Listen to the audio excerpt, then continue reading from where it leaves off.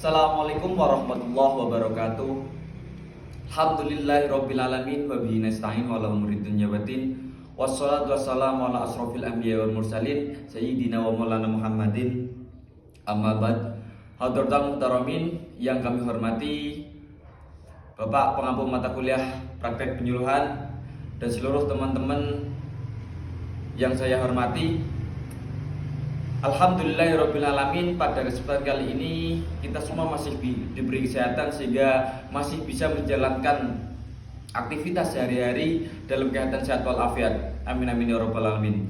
Salawat serta salam kita haturkan kepada Nabiullah Muhammad SAW yang telah membawa kita dari zaman jahiliyah sampai zaman Islamiyah. Semoga kita semua tergolong umatnya yang akan mendapatkan syafaat besok di yaumul qiyamah. Amin amin ya rabbal alamin. Selanjutnya pada kesempatan kali ini, untuk memenuhi tugas ujian akhir semester mata kuliah praktek penyuluhan, di sini akan sedikit membawakan tema terkait tema yang mungkin hari ini menjadi refleksi kita semua, tema yang harus kita resapi, yaitu agama mengajarkan apa kepada kita. Oke. Perlu kita refleksikan bahwasanya kita beragama bukan hanya sekedar beribadah dalam artian akhirat saja yang kita cari, akan tetapi antara akhirat dengan dunia harus seimbang. Akan tetapi pada kenyataannya banyak sekali orang-orang yang memang di situ antara akhirat dengan dunia itu tidak seimbang, lebih mementingkan adanya dunia. Padahal ketika kita melihat goals dari beragama, itu adalah khasyiatillah atau takut kepada Allah. Ada makalah yang mengatakan bahwasanya sesuatu yang menyebabkan sesuatu haram itu menjadi sempurna, maka itu akan menjadi haram. Begitupun perkara wajib. Sesuatu yang menyebabkan perkara wajib itu sempurna, maka itu akan menjadi wajib. Ini sedikit cerita guyonan celenehan di pondok dulu teman saya. Dulu teman saya mengatakan rokok itu wajib. Kenapa? Padahal banyak sekali kontroversi terkait rokok. Ada yang mengatakan haram, ada yang mengatakan makruh. Tapi banyak sekali yang menentang bahwasanya rokok itu dikatakan haram. Teman saya dengan pedenya mengatakan wajib. Karena apa? Dia menganggap dia ngajinya, sholatnya, dalam artian ngaji mencari ilmunya itu dia tidak sempurna kalau tidak merokok. Kalau tidak diselingi rokok, belajarnya, derisnya, mutolaahnya itu tidak sempurna kalau tidak diselingi dengan rokok. Maka bahwasanya sesuatu yang menyebabkan perkara wajib itu sempurna, maka itu akan menjadi wajib. Jadi temanku berbicara rokok itu wajib dengan dalil seperti itu. Lah begitupun dengan perkara haram. Contoh, kita berorganisasi, kita kuliah, kita melakukan pekerjaan, itu bisa menjadi haram. Dalam artinya kuliah kita itu haram. Kalau apa? Kalau menjauhkan diri kita kepada Allah. Karena goals dari beragama itu khasyiatillah, kita takut kepada Allah.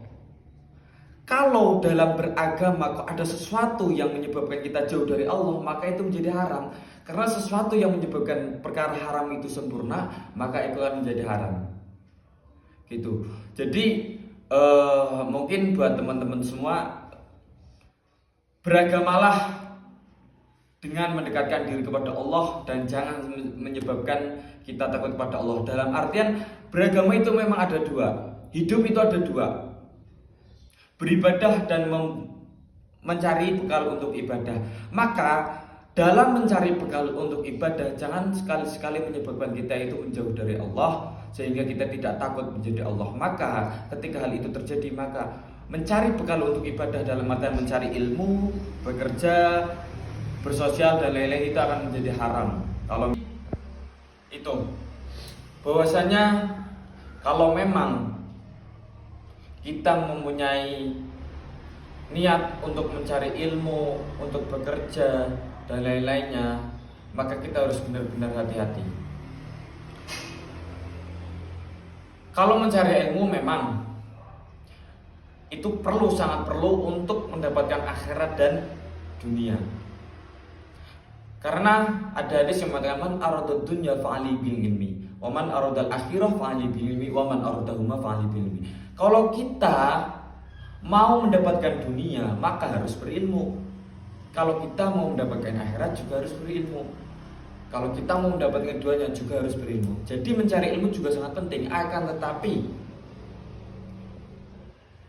ditakutkannya ketika kita mencari ilmu secara berlebihan sehingga ada unsur-unsur duniawi yang di situ menjadikan kita lalai kepada Allah, jauh kepada Allah, itu akan menjadi haram dalam mencari ilmunya. Dalam artian ketika kita kuliah kok di situ menyebabkan kita, contoh, sholatnya telat, nggak sholat dan lain-lain, nggak puasa dan lain-lain, itu kan hal-hal yang menjadikan kita tidak takut kepada Allah atau jauh kepada Allah, maka itu akan menjadi haram.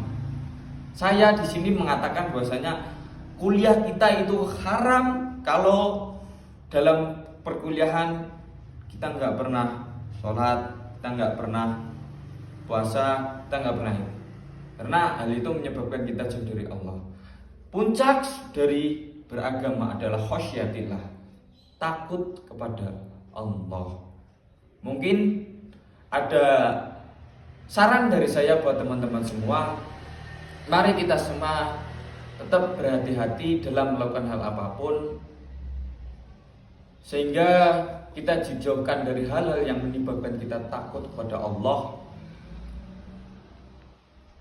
hal-hal yang memang menyebabkan kita jauh dari Allah.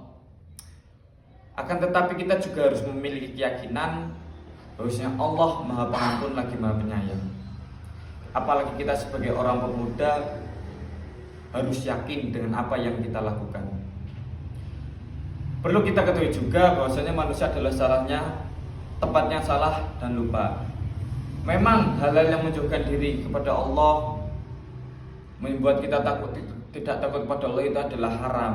Akan tetapi kalau memang suatu hal kita terdapat kejadian yang memang harus, contoh kita harus mengqadha sholat kita harus mengganti sholat kita di lain waktu, maka Allah memberikan rukhsah, memberikan maaf kepada kita, karena Allah Maha Penyayang lagi Maha Pengasih lagi Maha Pengampun.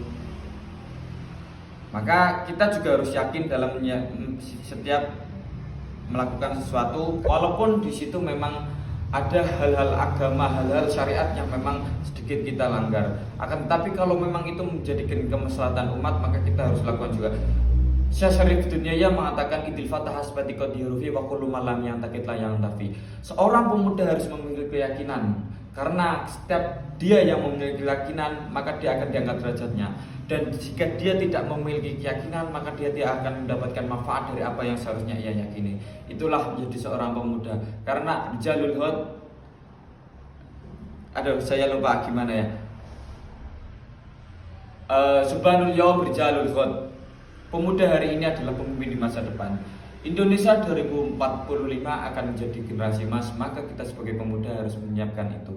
Oke, mungkin itu yang dapat saya sampaikan. Kurang lebihnya mohon maaf. Wassalamualaikum warahmatullahi wabarakatuh.